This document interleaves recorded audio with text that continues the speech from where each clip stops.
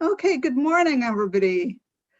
I'm Lindsay Fraser from the Lifelong Learning Centre at the University of Leeds, and great to see so many of you here.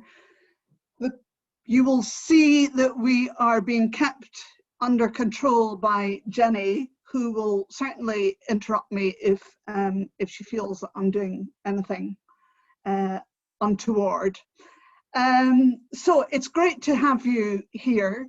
This is the first of a series of conversations that we're doing. This one's on impartiality in adult outreach. And as with so much that's been happening during the pandemic, you know, this is a new thing for us to do, and we'll see how it works. What we would like to do as much as possible is to be able to be interactive. So what we thought we would do is to give you a sense of the work that we do in a series of case studies, 3 case studies, and then to go into breakout rooms to discuss and also to check information or whatever, but we really want to hear your views, your practice, and in order for us all to think about, you know, how we move on from here, and that's when we'll come back together on reflections and to really be thinking about next steps. So we're conscious that, you know, it's kind of difficult to have informal conversations when there's so many of us around.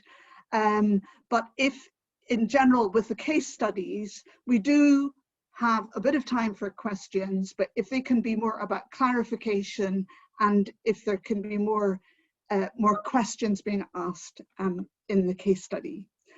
Just to say then that everyone who's presenting today is from the Lifelong Learning Centre. And you will see, I think there's a link of what we do in the chat. We deliver both programs and also do outreach and student experience. And we are very much the hub in the university for mature students. We are very conscious at Leeds that we are well-resourced, well-supported centre when it comes to working with mature students. We're very conscious of that. And just so, for those of you who are interested, so our funding comes from a mix of the fee related to the learning and teaching that goes on in the centre, as well as funding from the university's widening participation funding. Okay, I think, oh, hold on. I've got housekeeping that I haven't done. Sorry, Jenny. So you already know that the event's being recorded. I've talked about the case, what the format of the event is. If people could remain muted unless they're talking, and you will all know about putting your hands up. As I've said, chat's there. If in terms of questions around the case studies, you want to put any questions or comments in chat, then I will try and pick that up. We will have some time for questions, for clarification between the case studies. So Jenny, do you think we can get going with the case studies?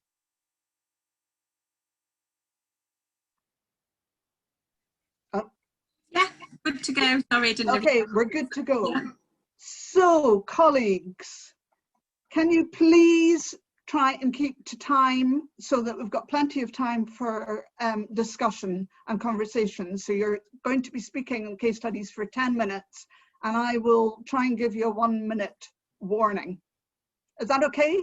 I'm going to ask colleagues to introduce themselves. So we're starting off with the first case study, which is around information, advice and guidance with Mohammed and Denise. So good to go, Mohammed and Denise.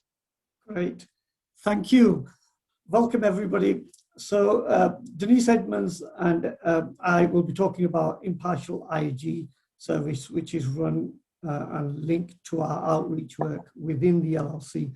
My name is Mohammed Hussain, and both Denise and I are qualified careers advisors. I've spent most of my working life in adult education and higher education widening participation. So in terms of our IAG service and it being impartial, to start off with, I'd like to say that when we first started with an IAG service at the University of Leeds, it was via a project, and it was quite unique within a Russell Group university in the country. There was only, I think, one or two other models up and down the country. Currently, we're based within the Lifelong Learning Centre, and we're attached to the outreach work targeting adult non-traditional students from disadvantaged backgrounds, as opposed to being linked to a marketing service or recruitment activities. And I think this is our strength, and this is how over the years we've built up trust within the community, with our community partners and the city and region, as honest brokers. And as such, most of our referrals come from word of mouth and workers in the communities. We see the IAG service as an integral part of the Lifelong Learning Centre, and it both contributes and promotes the university's widening participation strategy in trying to attract more mature applicants to higher education and the University of Leeds. All of our evaluation, I think, shows that what we try and do is help counter perceived barriers to entry for those adults from widening participation backgrounds, where we're reaching out into disadvantaged and excluded communities. And we do this by going into accessible locations such as schools, community centres, family learning centres. The IAG service is particularly useful for those mature participants, applicants, inquirers who are not sure if higher education is an option for them. Most likely, we come across participants who don't see themselves as being in higher education, and particularly see themselves as part of coming and being a student at the University of Leeds. So they tend to be from backgrounds where progression to higher education within their communities and families is not an option. The IAG service enables individuals with complex and sometimes uneven patterns of prior learning and lives to make fully informed choices. So what we're about is aspiring people to higher education, but more importantly, getting them to a position where they can make the decisions themselves. So helping them to enable them to make informed choices. And that helps with the university's non-continuation agenda, because we know from research and our own evaluation that those applicants who are better prepared, better informed, are less likely to withdraw or fail. And that helps with the university's student success agenda as well. We tend to refer back to local FE sector, a high percentage of our referrals for pre-HE level studies, such as GCSE provision, adult GCSE provision within the city and region. In terms of adapting to the pandemic, we've had to move from individual face-to-face interaction to predominantly telephone and online work with individuals and groups. This has resulted in us having a broader geographical reach, i.e. nationally, but the implication has been that the participants are less likely to be from a WB background.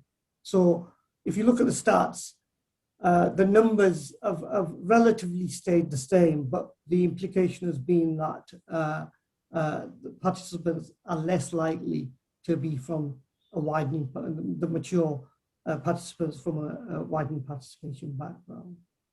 I'll pass on to my colleague Denise to look at individual case studies, which may give you a better idea of our work. Thank you, Mohammed. So I'm Denise Edmonds, and I'm relatively new to the university.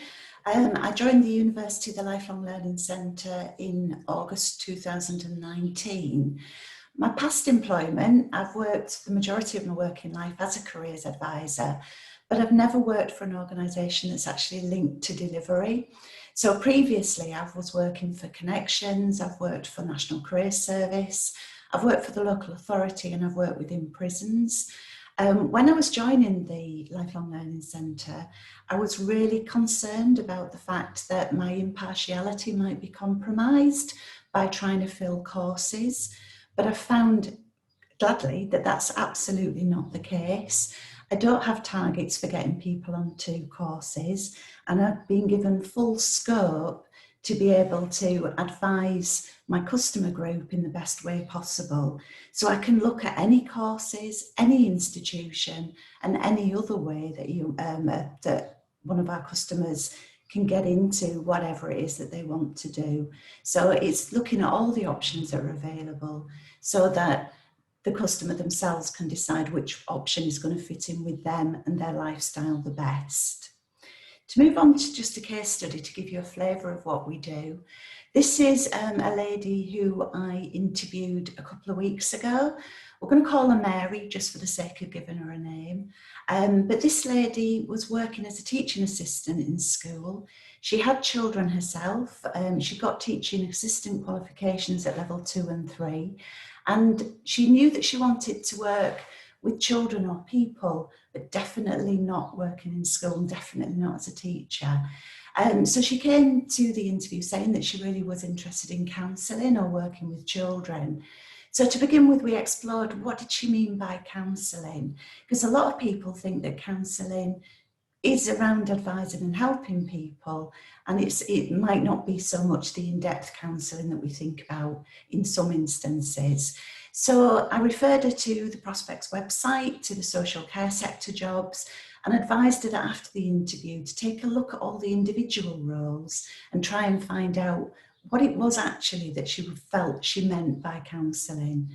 I did advise her that not all counselling roles required a degree. So we looked at the courses that could be available if it was a counselling degree that she actually needed. On the UCAS website, we did a search for part-time courses in Yorkshire. The only thing that came up was Bradford College. Bradford College offered a lovely course, which is counselling in the community, but it's a 6-year degree course. And my customer wasn't too sure if she wanted to commit at this stage to the full 6 years.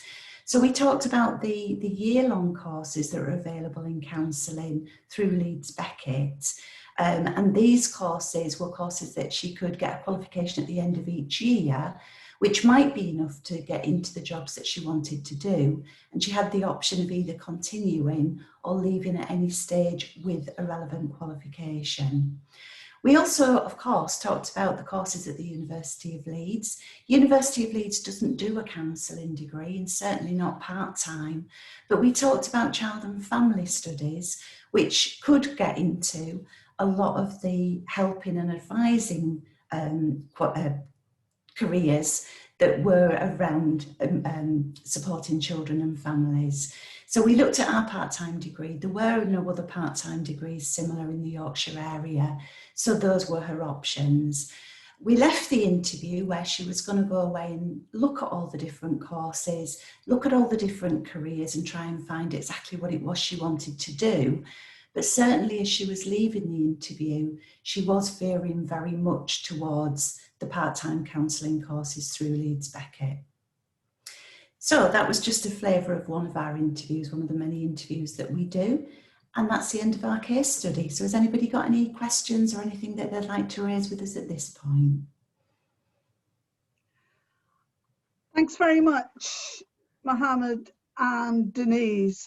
And I can see in the chat that there is some discussion about labelling people, and it is such an issue, isn't it?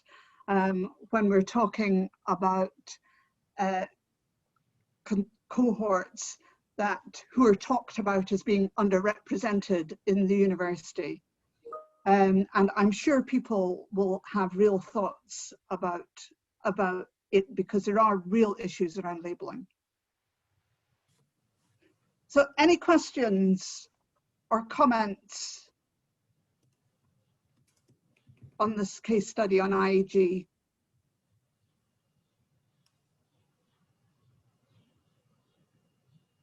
Oh, sorry, Bev. Yeah, it was just... Hi, Bev. Hi everyone. Yeah, I raised the question about the labelling because they always say hard to reach, underrepresented. Yeah. But a lot of it is to do with the service, and that service making you feel welcome and not as an outsider. Because typically HE, as we know, is great once you get in, but it's just that initial step that people need. So, I mean, I've never, had a problem. From the very first moment I did my PhE, I've always felt really welcome. But before that, I left school 40 years ago and have never studied since. So yeah, getting into it was, I felt, oh, it's not for me, but now that I'm in it, so it's just that gap. It's finding the right people, and I know you have the staff here to make people feel welcome, but it's the step before that, convincing people that this journey is for them. So it was just that point, really. Thanks but very Denise much, and Mohammed yeah, do really well with the service, and I like the fact that they can give you advice for everything that you need, and that's definitely positive. So yeah, that's fine. Thanks very much, Bev. Do you want to comment, Mohammed? Yeah, I mean, obviously we try and take a holistic approach to the guidance we offer, and we realise that different individuals are going to be at different stages of their lives, and that's why it's not just about higher education. It is about generically looking at what steps people need to take to get to wherever they want to, and that sometimes is a case where education is not the option. Sometimes we have to refer to training and other areas. So, but I take the point on board, yes. Brilliant. Okay, well, there'll be more discussion about this in the breakout rooms. So well done, Mohammed and Denise, for keeping to time. That's a gold star for you to start with. Can we please now go on to Fiona and Anne? Thank you, Lindsay. I'll just share my screen.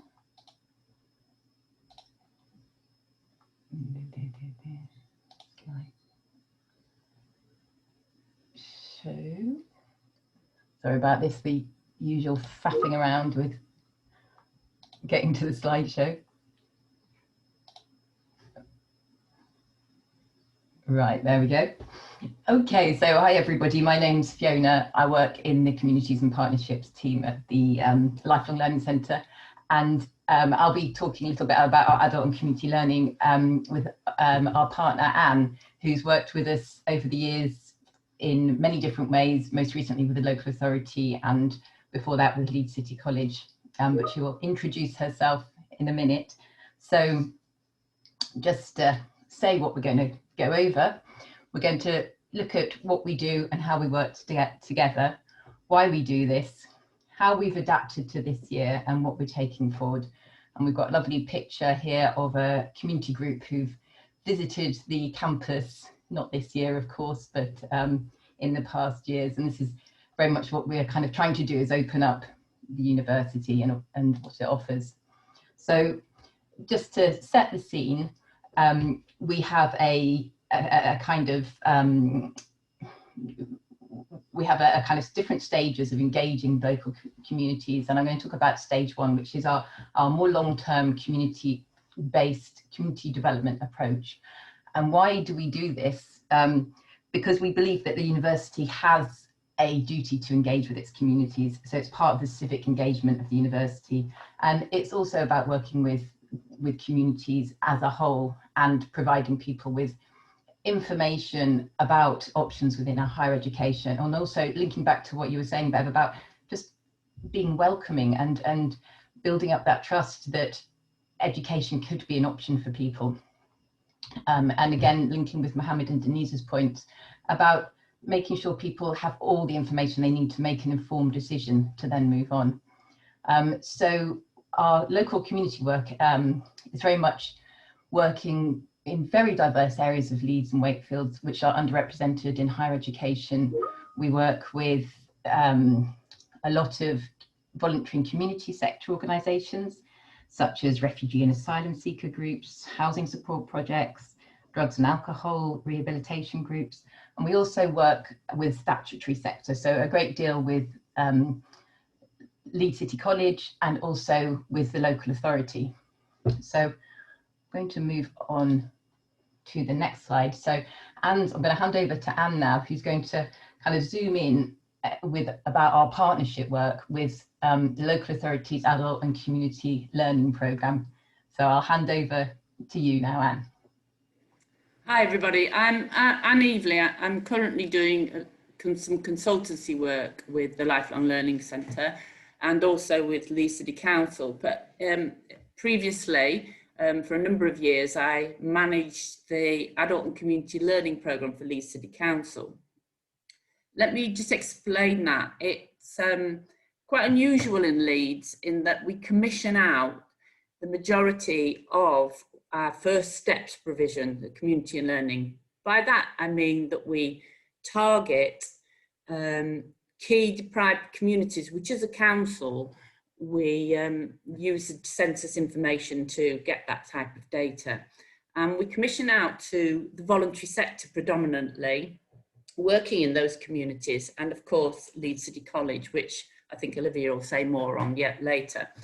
So we currently have 15 providers, and they range from like a small provider, BTAS, that's dealing with asylum seekers and refugees, through to Narietta, a women's only project, which is working to support Asian women in the community. And we also have our own family learning, which we deliver in primary schools. As I say, first step provision can be anything from, that you'll be familiar with, anything from ESOL to health and well-being, to pre-GCSE, to digital skills, to something like the conservation volunteers that are currently doing dry stone walling, in gardening, and anything that will engage their local communities which they're set up to serve. And we've been because we're working with very small organisations, there is a range of tutors that are providing those courses across the city. And the tutors are often, there's maybe one or two in each organisation. So as a local authority, we would provide the training for those tutors and the support for those tutors so that they're not feeling so isolated. And one of the key links that we've been able to do with the university is that when we put on the regular CPD for tutors, we're able to, every time at these meetings, invite the outreach workers to attend the sessions. And sometimes they've actually run the sessions more recently. And why we do this is that it's so important for learners and tutors, I have to say, because we're targeting on tutors, to be aware of the options that are available in the city. You're starting off on a first steps provision, but we want the aspirational vision to say, if you want to go on, you want to go into further learning, you've got the bug, you can. And so the contribution to the tutor forums has been brilliant. One of the outreach workers will come down, but more importantly, one of the outreach workers will bring along with them one of their learning champions. And it's always this that engages the tutors significantly, because they will talk about their learner journey. And they will talk about, well, I started off on a course doing an intro to childcare. Then I found out about this, and then I progressed, and these are the hurdles I overcame. I went to see the guidance centre. They're able to tell me and help me work through what those steps were if I wanted to progress. A very holistic approach that is very impartial.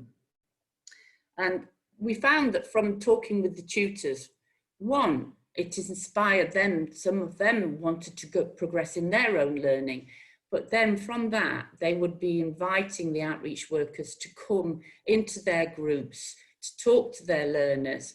And if I give a couple of examples, like, and then from that, one group like Narietta, the Asian Women group, they actually took a whole group of their learners to the Lifelong Learning Centre and they explained what the options were available to them. And from them, some learners will take it on and some learners will go for the guidance to find out what's next. And also, we're able, the Lifelong Learning Centre is able to engage in the broader, like in Leeds, we're very lucky in that we have things like community hubs, and we're always trying to raise the profile around adult learning. And in the community hubs, we'd have open days. One, for example, not that you're from there, but one of the key areas we brought lots of different organisations in to raise the whole thing about adult learning and engaging in learning. And the university would be able to come along to this. And often some of those events, you're working with the individual learners and telling them what's on offer, but you're also networking with all those other organisations that say, oh, can you come along and talk to my learners? And that's how we get the broader local engagement. Okay. We can move on to Fiona on the next slide. Yeah. Thank you very much, Anne, giving us that great overview. And just to say, yeah, our work depends on partnership with people such as Anne, who are actually doing the work kind of on the ground, as it were. So we're really, yeah, we're really kind of mindful of our partnerships and really try and treat them with respect and nurture them over the years. So just to move on, this year has of course been extremely challenging, and it's particularly challenging for people who might be doing first steps provision because of the structural inequality that's been compounded by the COVID, that has just increased the inequality gap in Britain. And of course, part of that is the digital divide, that I think maybe the population in Leeds who don't have access to the internet is 13%, which is really kind of quite high. And of course, people have intermittent internet and also can't afford it, and also don't have devices for learning. So it's kind of how to reach those learners has been very, very challenging. And I know the adult and community learning provision itself has had to adapt massively and been really creative and thoughtful in the way they've engaged with people through maybe telephone, through maybe paper packs and all sorts of different things, meeting parents in school, outside in school grounds rather than inside. So there's been a lot of kind of adapting that's been going on. And what we found that we can kind of contribute is really, as Anna's already highlighted, working with tutors through tutor forums, but working online. So we've facilitated kind of tutor forums, and also tutors are very proactive at referring people to us for maybe an initial chat about learning options, which again, I think goes back to what Mohammed was saying, that we're kind of, I think it's fair to say, a trusted partner within the city, that people can come to us and we'll just have a very impartial, informal chat about what the next step might be. And then we might refer them to guidance or whatever the next thing might be. So it's just building up that relationship step by step. And we have visited some groups of learners if they've been doing online learning. Of course, many have not been able to. And just to kind of give you the broader picture of the impact for 2019 to 2020, we have worked with 538 adults that year, which was more or less our target, but it has been down from previous years, as you'd expect. But we have also worked with a large number of community workers and tutors, 197. So that's, I think, where a lot of the kind of important work has been done this year. So just moving on to the final slide. So what we'll take forward is just keeping in mind our community development ethos, that where people are in terms of their learning, and acknowledging what's happened. You know, people have probably experienced a great deal of hardship and grief and loss, and perhaps lack of confidence in themselves in many different ways, but maybe with learning as well. So it's kind of adjusting what we do to meet people's needs and what they want. We're still kind of looking at different ways we can support tutors online and face-to-face, and also learners. Again, you know, using whatever we can, being mindful of things like bandwidth when we're doing an online session, or whether it's more distance learning by providing packs. And so probably the key to it all is thinking of sustainable practice. How can we continue this work in different situations, but also being mindful of the funding implications. As Lindsay said at the beginning, we know not everybody has access to funding for lots of different things. So it's kind of thinking of what could be most useful to take away, and possibly I think it's the kind of ongoing work with tutors that is perhaps the most sustainable bit of this work in many ways. Okay, I think that is the end. So I will stop sharing my screen, and if anybody would like to ask us any questions or would like any clarification, please do ask us now. Thanks very much, Fiona, and thanks very much for Anne for joining us. Simon, I see you have your hand up. Oh, no, you don't, do you? Sorry, there's something yellow in it. I think it's a cushion you've got. Looks like sorry about that.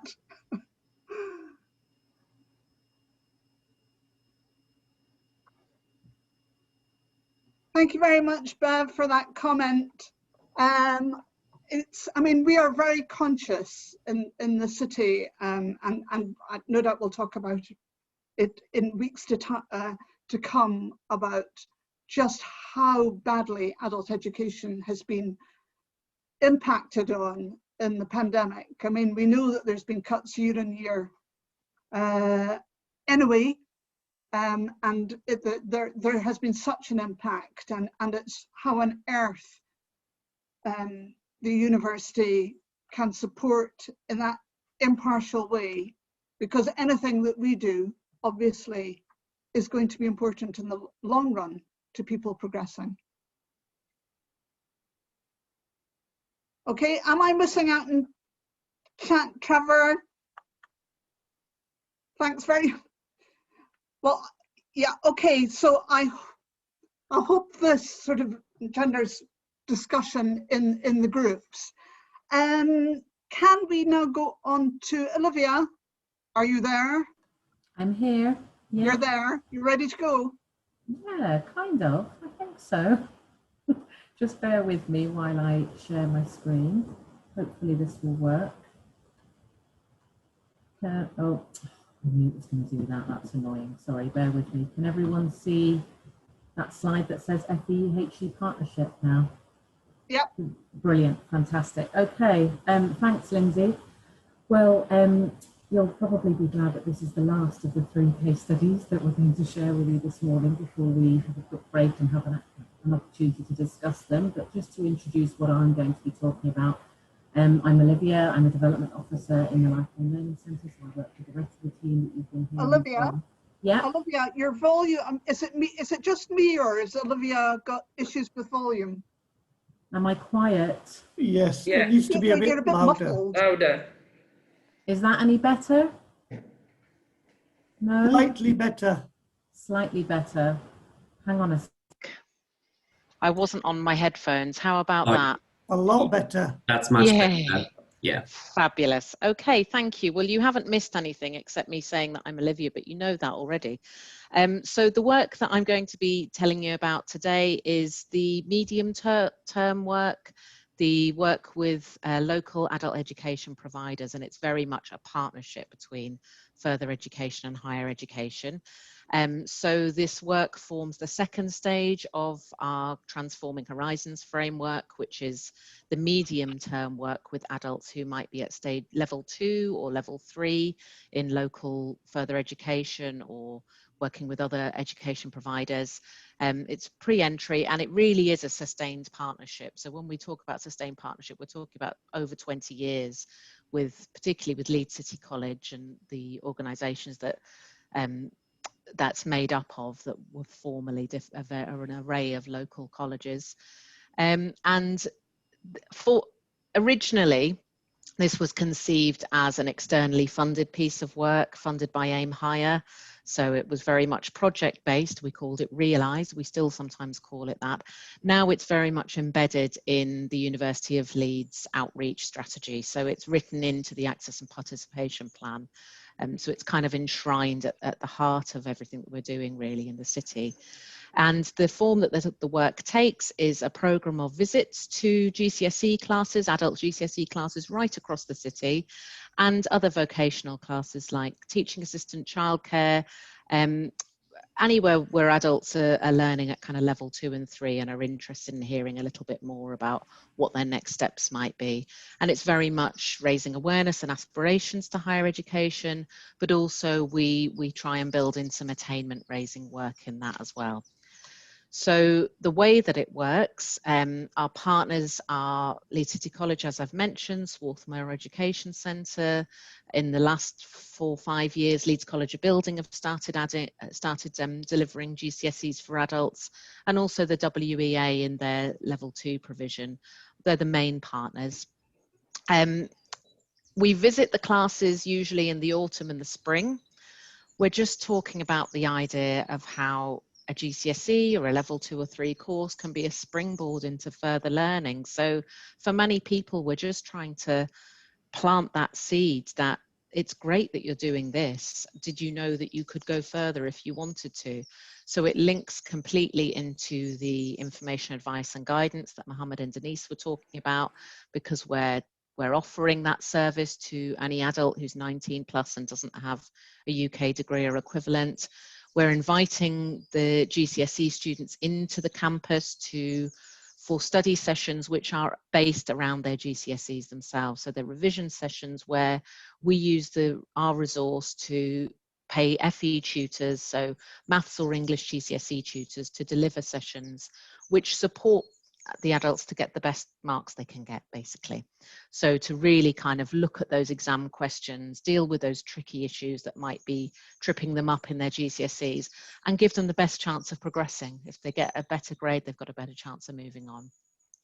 And the work is also integrated in all the other pre-entry outreach work that we're doing. So as I said, we're inviting them to guidance appointments, we're bringing them onto the campus, we're then saying, oh look, we've got taster sessions coming up if you want to try out different types of learning.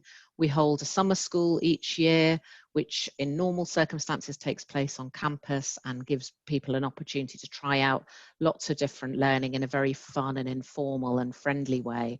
We provide childcare for that, and last year we had a go at it online and it wasn't a complete disaster, so we were pleased with that. We're planning our summer program at the moment to give people lots of opportunities to try out learning. And then there's also the Jumpstart Taster course for people who want to go that bit further. That can be a nice thing for people to do either while they're doing their GCSEs or afterwards. Currently that's running for 6 weeks online, and lots of people then do progress into higher education after that. So just to give you a sense of the scope of the work, as I said, it's been running for a long time and the numbers have varied quite a lot. But last year, we managed to get in to visit 1,038 students in various community bases of further and adult education across the city before lockdown. 432 people attended events, which initially, we were able to run events on campus right up until the end of February. And then we started doing events online right from the end of March. So we had to be very quick, like most people, making sure that we were still finding ways to engage with people during the lockdown. Obviously, the numbers were lower than pre-pandemic, when it was more like 13 to 1500 visited each year and 500 to 600 coming to events. But really, when everything fell apart last March, we didn't know if we were going to reach anyone at all for the rest of the year. So we were quite pleased to be reaching some people. And the global figure for progression is there's an average of 10% of participants in our outreach activities who progress to University of Leeds provision the following academic year.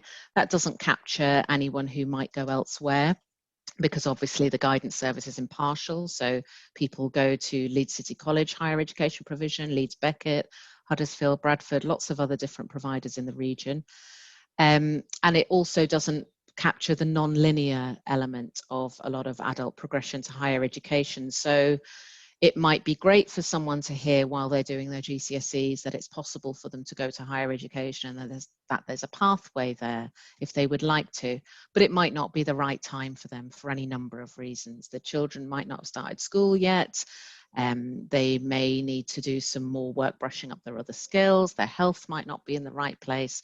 So we know that a lot of people that we work with in 2017, for example, might start a higher education course in 2020, and they would not be captured in that average 10% progression figure. But we still see that absolutely as a win because they're going to higher education. And we're always saying to groups, and we genuinely mean it, we don't care if you come to Leeds. We don't really care if you go to university. We just want you to know that you have the opportunity to, if it's right for you at the right time, because we think it's a point of absolute equality that everyone should have the right to go if it's the right opportunity, right choice for them. So there's just a couple of quotes there to give you a sense of some of the feedback we've had from learners. But I think it would be much better to hear now from one of our students, Carol Huntley, who's very kindly joined us today to share her experience of coming through this work. And she's now studying on a degree at the University of Leeds. So Carol, can I bring you in at this point, please? Sure, thank you very much. I don't know how to follow that, but there we go. So yes, my name's Carol. I have currently just finished my second year of my degree, so I'll be going into my final year in September. But to give a little bit of context, I was originally from London, moved up to Leeds 2013, 14, and didn't really know anybody, and I hadn't done very well at school because of health issues, so didn't pass any of my GCSEs. So I decided, what would be a good way of getting to know people, make some friends, but also, maybe, get a GCSE. So I decided to go to Leeds City College. And I started off with doing my GCSE English, and that's where sort of Olivia came in and sort of said that we do taster sessions, we do revision sessions up at the university, here's a leaflet. But at that time, I wasn't particularly ready to do that. University wasn't on my mind. My mental health issues and my anxiety wouldn't allow me to go up and do a revision session. But it was sort of planted a seed in the back of my mind. The following year, I then did my GCSE maths, and Fiona came along and sort of said, we have revision sessions and all of that, and this time I took advantage of that, and I loved it. I loved being on campus. I loved the experience, and sort of it was very much sort of once you're there, they get you and say, right, this is the opportunity, this is what we have, it is very much, we don't care if you come to University of Leeds, but, we just want to make sure you're aware that there's opportunities for you, despite backgrounds and, maybe not having money or failing at school when you were a kid. And I very much took that opportunity. I did everything that was available. I was around and annoying people for about 18 months before I made the decision that university was the right thing for me. purely because I had to be in the right place to do it. You know, with my health issues at that time, rushing into that decision wouldn't have been a good thing, and I would have, you know, failed and left. And that is something that wouldn't have sat very well with me at that time. So I did the summer school. I really enjoyed that. That picture is actually me at the summer school, the one with the pen. And, you know, sort of really enjoyed that. And it was there because it's held around July time. It's when graduation ceremonies are happening. And I remember sort of seeing people in their refinery and thinking, I want that. And that's sort of when I made the decision that university is something that I wanted to do. So I kind of didn't do my GCSEs in the expectation that I was going to university. I kind of just did them because I wanted them. So it kind of worked out really well, that sort of flow of it. But I didn't know what I wanted to do. I remember having a chat with Mohammed, thinking, right, I wanted to do science, something science-based, but then realised I'm really bad at science. And then I kind of had to reevaluate what I wanted to do. And I think I made it very clear at the beginning that I wanted to stay at the University of Leeds, but it was very much what I wanted.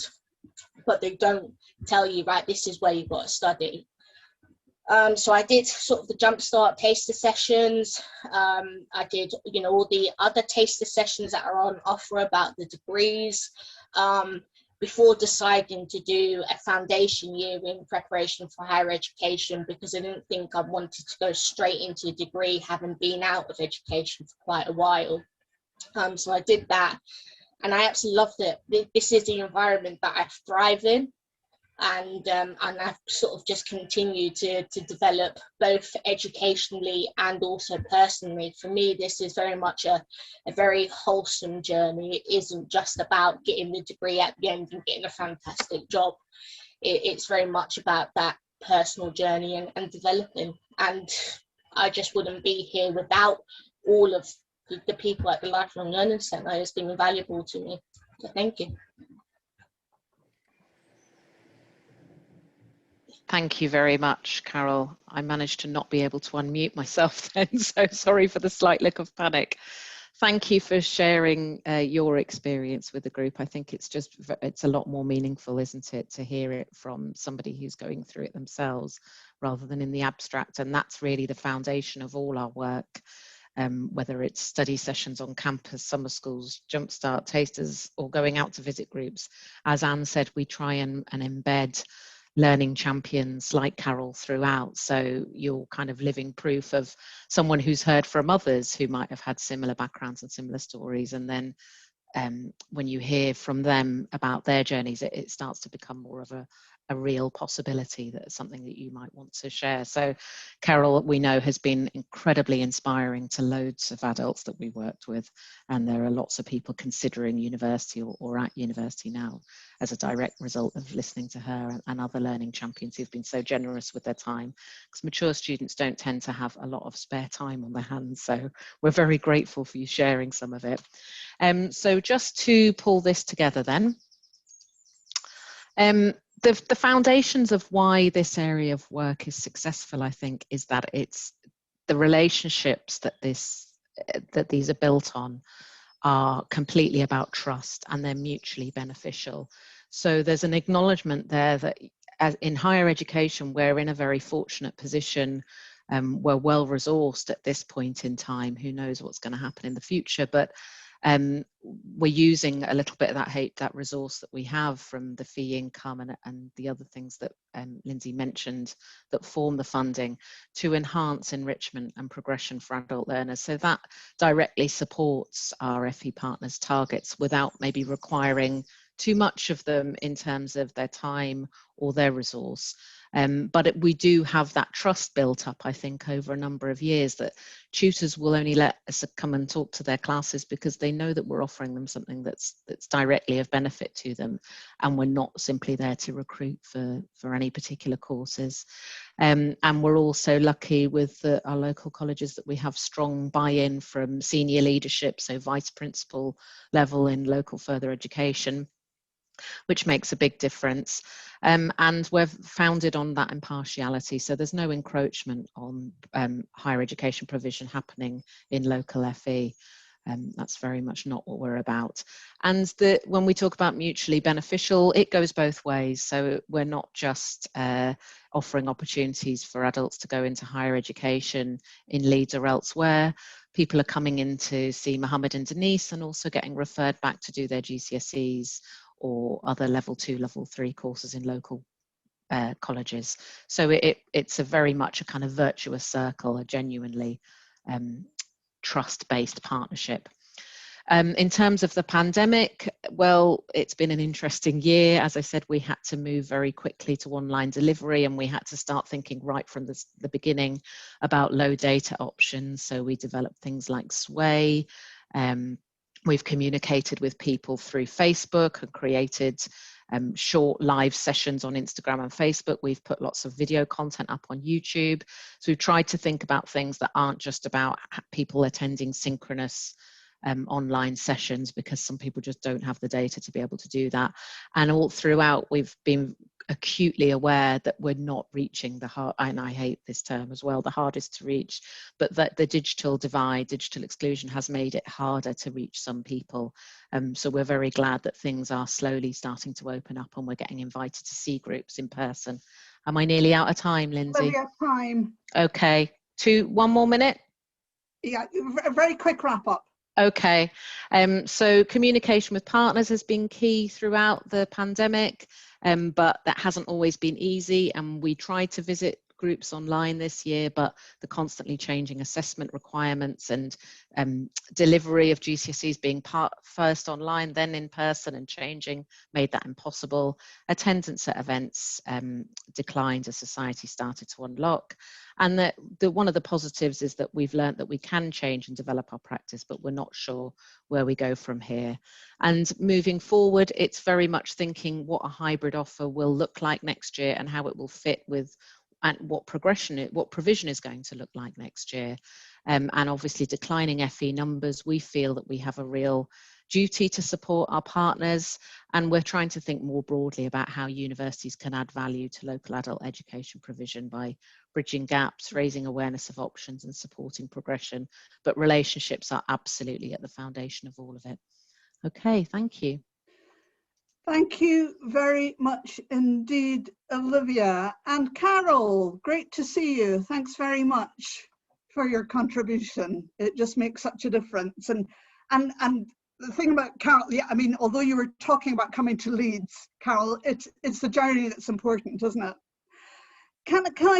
I'm just picking up on chat here about, and very good point about our relationship with Leeds City College and its higher education provision. Leeds City College does have higher education provision. It's got expanding higher education provision, and that definitely that could be an issue. At the moment, we've got that as a sustained relationship with them, and are working very closely with them now in relation to the Festival of Learning, because of the drive to try and get adults back into whatever the post-pandemic world is going to look like. But at the moment, we are able to work closely. Now, I am really conscious, and I mean, and it's such a good point. Some of this is to do with, you know, sustainable work that we've done, well, a lot of it, trust and relationships. And that could change at any time. And colleagues will say at any time, you know, not just the college, but with community partners and whatever, relationships can change. Obviously, if we're seen as competition, it's going to change, given that there's changes in policy. So, I mean, we have to be proactive, we have to be responsive, you know, we have to see, you know, we are very conscious not to come across as this, you know, this big, all-consuming partner, and try to show humility. Can I just also say, Jem, I think you were talking, which was a very good point about in terms of adult learner school and residential. And although we are well resourced, residential may be one step too far, because Olivia was talking about childcare, and childcare, as you well know, is not cheap. So it is, but I think it is a really important point actually that you make, particularly for those areas where in rural areas you've got a wider geographical area with non-HE, and you're trying to bring people in, and given the kind of resource that happens possibly at standard age, it is absolutely something to be thought of with adults. Very good point.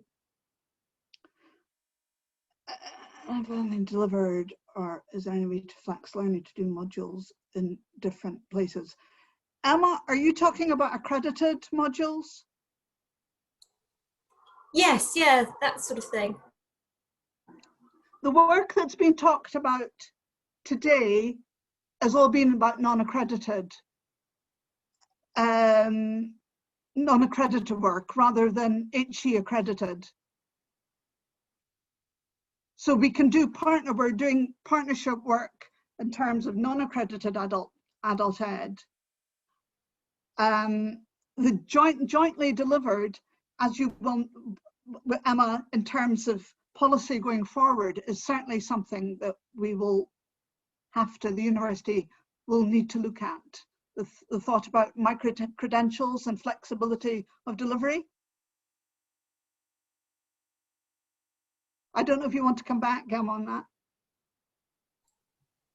Yeah, sorry, it just popped into my mind when you were talking, and I think that's yeah, really helpful and interesting about sort of especially sort of thinking about Carol's journey as well in terms of picking up and potential to pick up and stop and restart and try somewhere else. Yeah, absolutely, Emma. That's a very good point. Thanks very much for coming, Derek. Really good to have you from Maynooth. We know that you're very active in the community at Maynooth, and it'd be great if we can see you and hear from you at other conversations. Thanks. Okay, for those of you who are able to stay and go into the breakout rooms, we were suggesting that we would have 5 minutes break, and then in the breakout rooms there will be a facilitator. I think instructions said that there will be a Padlet that will, with a scribe that will record what's being said, and then we will come back together for reflections. Yeah. Okay, whilst people are looking at it, there are just a couple of things that I wanted to quickly comment on. I saw Wolverhampton, you were talking about the gateway, the shop in the centre, and in fact it was something that Anne and I were talking about, the possibility of us being able to do more in pop-up shops given what's going on in retail at the moment. So I wonder if anybody has talked about this at all. I mean, I know that Wolverhampton has got a lot of experience in this area.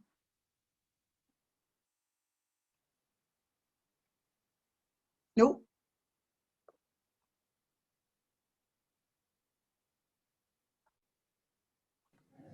We talked about it in our group, the importance of that pre-entry guidance, and obviously likened it to the service that Mohammed and Denise provide. And we're lucky because our gateway service is right in the heart of Wolverhampton, and has that sort of shop front feel that people can just sort of drop in. And I was explaining it's been like that for years, even before we were at university, and it hasn't really changed. Obviously, it's moved on with technology, etc., but they still see, thousands of people every year, and those of us who work in the regional learning centres can refer in to the gateway service, which is really helpful for us. So it's all part of the university. University provision. It's great that that has been sustained throughout this time. We were also just, well, I suppose I was wondering, given what's been going on and the issues around empty shops and whatever, if it does mean that we could be more innovative and doing pop-up and not necessarily just IEG, but activity as well. I mean, certainly, and I'm sure other colleagues will have done similar in the past with Adult Learners Week, coming together with other providers to do activity in city centres or in communities or whatever. And it's just thinking whether there's possibilities there. I did see also, and I'm sure that quite a number of you are using sorry, our students, don't mean use, but working with our mature students as learning champions or learning ambassadors, and how key that is. And again, we tend to hear quite a lot about that in terms of widening participation agenda with standard age. And it's something that we should, those of us who are working with adults, make sure that we're talking about this more together, I think. I saw the issues around part-time provision, and it is true, isn't it, that this is so reduced in the sector.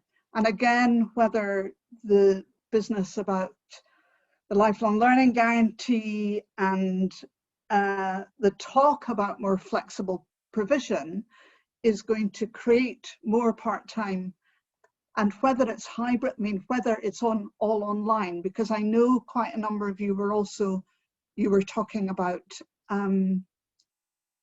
the issues around just online delivery and the barriers. So Helen was asking Paula about the funding for the Wolverhampton Gateway. It is simply part of the provision at Wolverhampton, so it's not funded in in any other way. It's simply part of the provision that we offer to people who are looking for higher education advice and guidance. Possibly from the widening participation premium. Yes, I would imagine so. Yes.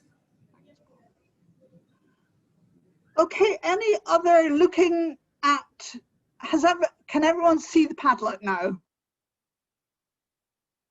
Does anybody have any comments that they want to make about what they were discussing or what they can see other people were discussing? Simon's just popped something in the chat, Lindsay, just in case you haven't seen. Oh, thanks, Simon.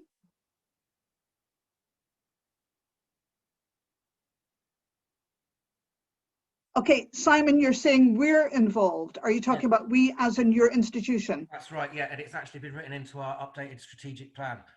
So it's an institutional priority. It's an institutional priority. Oh, that's really good. Yeah.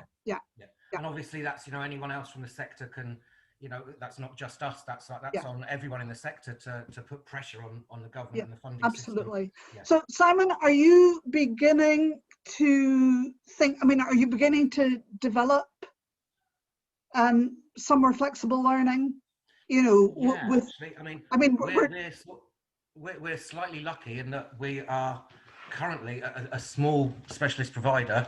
We don't have university status. Right. We're not publicly funded in the same way. So we do have a little more flexibility in some of the things we do. But yeah, we're currently engaged in a kind of institution-wide project to embed a UDL and flexible approach within the learning and assessment delivery. I'm hopeful that we can then push that you know, become a sort of more kind of UDL designed institution rather than, it tends to just focus on assessment. So this universal design for learning. Simon, UDL? Yeah, universal design for learning, for anyone who's not familiar with that term. Yeah, kind of the same thing as inclusivity, but really a bit more, I guess, a bit more kind of defined. And you know, it's quite a buzz phrase nowadays. It's difficult to go to any CPD event without somebody talking about UDL. So yeah, and I think because we're an arts sector organisation, we're very aware of things like, you know, recent announcements again from the government about withdrawing 50% of funding for arts courses. So we're very, very much engaged in looking at alternative streams of funding and income, and any ways that we can kind of deviate from just the standard. We will give you a year's worth of funding and it will be 50% if you're part-time, full stop kind of thing. Yeah, we're looking at developing that in a way that links with our curricular offer, so students can have a really flexible experience, you know, where their funding might be linked with on a module by module basis, that they can actually study at different universities and build up at their own bespoke degree, that kind of approach. So you're definitely, you're ahead of the, you're on message. Yeah, it helps being a smaller institution. It does, I loved some things about working at Leeds, but one of the things I hated was the size of the institution, the fact that to get anything changed, it has to go through 20 different committees and various levels of middle and senior management, and it takes one person to put a spoke in the wheels and the whole thing grinds to a halt. Whereas where I am now, it's a smaller ship, so it can be moved more quickly. Yeah, that's a very good point. Thanks very much, Simon. Olivia.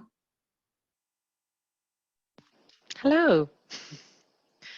Well, Paula shared the work at the Gateway with us quite a lot. I think I was just clapping what Simon was saying there. Oh, right. So about we're in an oil tanker, right, and you're in a nice nimble organisation that can be responsive and move quickly. So yeah, we're jealous, Simon. Thank you. Well, I'm aware that lifelong learning goes a bit rogue sometimes, and you're not necessarily bound by what the University of Leeds tells you. Shh, don't tell anyone. Walter. Yes, we're being recorded, Simon, please. Obviously, that was a joke.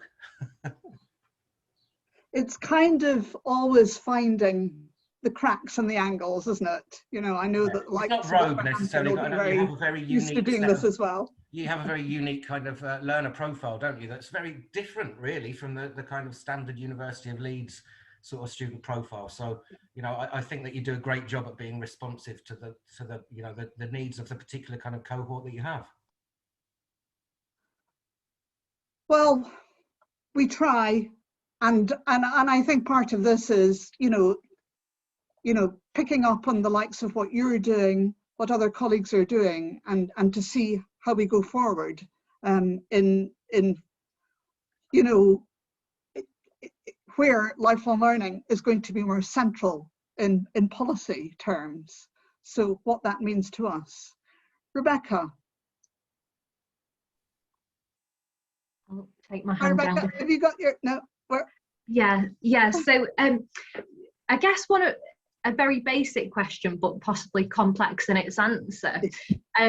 So my query in our group breakout was to do with definitions of mature students, because I'm mindful that for each sector we all have different definitions. So for further education, you're looking at anyone that's 19 plus. For universities, 21 plus, but student finance, you're looking at 25 plus. So I'm just wondering, within the partnership, if you have any standard terms, standard definitions that you lean on to ensure that everyone has the same understanding as to what a mature student is, or if there are any ways in which you explain that to the students themselves so that they're able to access the relevant support through the relevant provision. Well, that is a very good point. I mean, because obviously, as you said, higher education, mature student is 21 plus. And so that's where we're geared to. I'm looking for Mohammed. Yeah, I mean, in terms of IAG and directing people to the relevant provision, because we know, Rebecca, in terms of FE funding, you know, the different issues between 19 plus and real concerns about, like, for instance, 19 plus. Certain, maybe it's more difficult for them to access A levels, for instance. So, but Mohammed.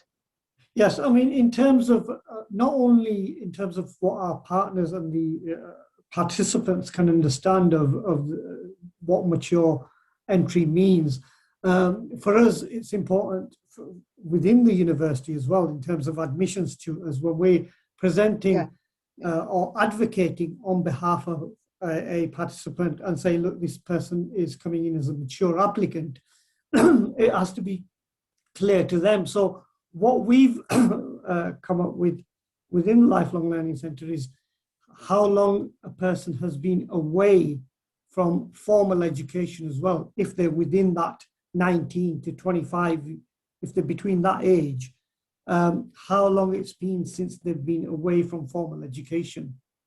So that's something we look at. So somebody who's been away from formal education for 3 years and has been working or has been unemployed, as opposed to somebody who may have taken A levels, then gone and done a FE qualification, such as a BTEC or an access course, and if they've still been in education, regardless of their age. So if they're 22 but they've been in formal education, then the university and Lifelong Learning Centre will view their application differently to somebody who left school at 16 and is 22 now and has been working or has had some unemployment as well.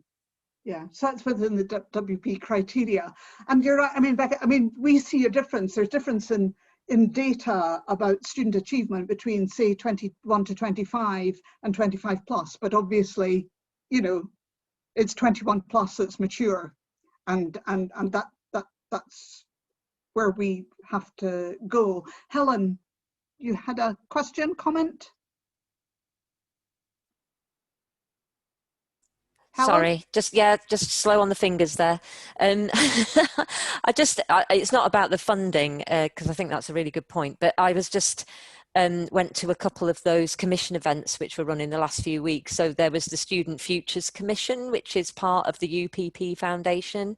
I don't know whether people are aware of that, and the Lifelong Learning Commission. So all these commission things, and it does feel like these, you know, our institutions, I know Leeds represents itself because of the whole Russell Group thing, but I think it's really important to get lots of other institutions involved in these things, really. And I just think it'd be, if people haven't come across them, I just put a link in the chat, but they're, you know, all of this, the skills agenda, the way that Wonky is having such a kind of getting more and more involved with the way that the government bodies are looking at education. I think we just need to have lots more voices in these places, and I just really hope that people's institutions, because it is all about political will, isn't it, and that though these institutions, we need to have people at the table, even though the table's a little bit weird.